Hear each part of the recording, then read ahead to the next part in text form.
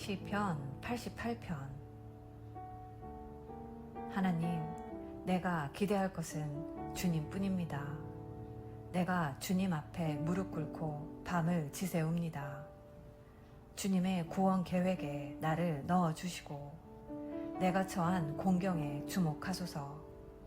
어려움이라면 당할 만큼 당했고 나 이제 저승의 문턱에 이르렀습니다.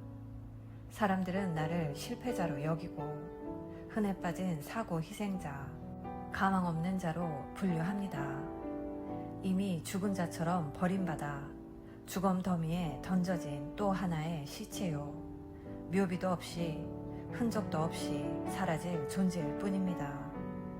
주께서 나를 나락에 떨어뜨리시고 칠흑 같은 시면으로 밀어 넣으셨습니다. 내가 주님의 경로에 정신을 잃고 파도처럼 밀려오는 주님의 분노에 사정없이 부서졌습니다. 친구들이 나를 미워하게 하시고 나를 끔찍한 존재로 여기게 만드셨습니다. 미로에 갇힌 이 몸, 탈출구를 찾지 못한 채 고통과 좌절의 눈물로 눈까지 멀고 말았습니다. 하나님, 종일토록 주께 부르짖고 또 부르짖습니다.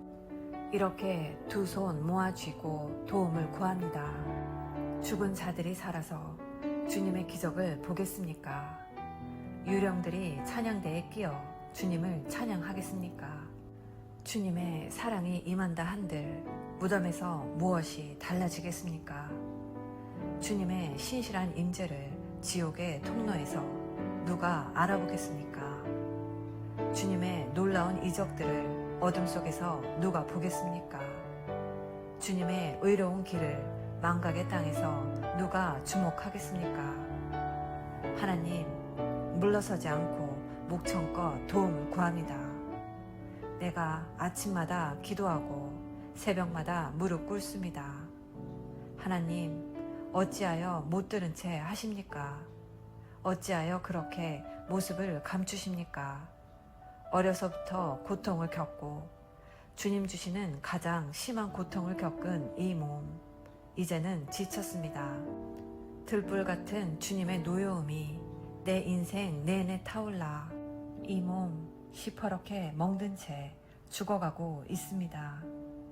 주께서 나를 사방에서 맹렬히 치시고 거반 죽을 때까지 재난을 퍼부으셨습니다. 사랑하는 사람과 이웃이 똑같이 나를 버리게 하셨으니 내게 남은 것은 오직 어둠뿐입니다. 아멘. 오늘은 시편 88편 말씀을 함께 묵상하였습니다. 88편은 처음부터 끝까지 시인의 고통과 탄식을 담고 있는 가슴 아픈 탄식 시입니다. 시인은 절망의 깊은 심연 속에서 하나님께 자신의 상태를 토로하는데 성도의 삶의 고통스러운 현실을 숨김없이 보여줍니다. 시인은 고통 중에서 여호와 내 구원의 하나님을 부릅니다. 시인이 당하는 고통과 질병은 도리어 시인의 기도를 더욱 불타오르게 하였습니다. 그런데 여기서 성도의 영혼이 기쁨과 찬송으로 가득 차야 할 텐데 시인의 영혼은 재난이 가득하다는 말은 그가 믿음이 없는 것이 아니라 그만큼 힘든 현실을 말하는 것입니다. 그리고 더욱 시인을 힘들게 하는 것은 이 고통을 더하시는 분이 바로 하나님이시라는 생각 때문입니다. 이 사실이 시인을 더욱 힘들게 합니다. 또한 고통이 얼마나 오래되었든지 그는 어릴 적부터 이 고통을 겪어왔다고 느낍니다. 그가 느끼는 것은 하나님의 선하심과 인자하심이 아니라 하나님의 진노와 두려움 뿐입니다. 사랑하는 자와 친구들마저 주변에서 멀어져 가고 가장 가까운 친구로 남은 것은 흑암이라고 말하고 있습니다. 이 또한 하나님께서 그렇게 하신다고 느끼고 있습니다. 오늘 본문을 묵상하며 시인의 믿음은 어디 있는지, 성도가 이런 절망에 빠질 수 있는지 질문이 듭니다. 그런데 놀랍게도 성경은 그렇다고 말합니다. 욥과 같이 하나님께서 친히 자랑하실 만한 믿음의 사람이 경험한 절망을 우리는 성경을 통해 배웠습니다.